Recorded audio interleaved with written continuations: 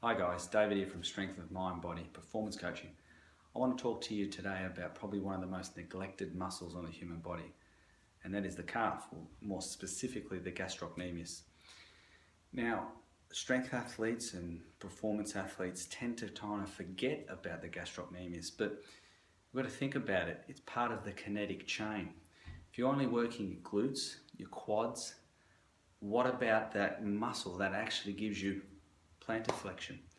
Now, we are only as strong as the weakest link. Now, if the calf muscle is weak, it is going to affect performance. Now, think about this for a second. Try jumping without engaging your calf muscle.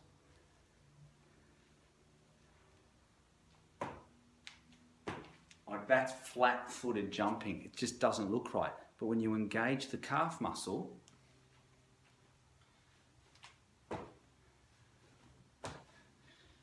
you obviously get a lot higher, you get a lot more explosive force. So if the calf muscle's weak, it's actually going to hinder your performance. But the problem is when people actually do train the calf muscle, or the gastrocnemius and the soleus, they train it in isolation.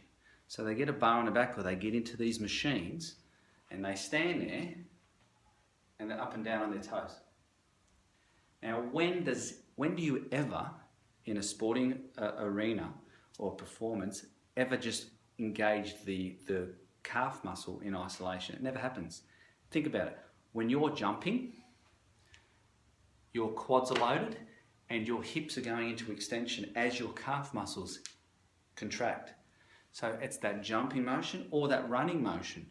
Same type of thing. You're bringing your knee through, so you're going into a hip extension on the glute as the calf muscle engages. So the way you should work your calf muscle, rather than just in isolation, is something like this. Grabbing a dumbbell, bracing yourself, getting into knee flexion, right, and coming through with the opposite foot, up onto your other calf. Through, up onto your other calf.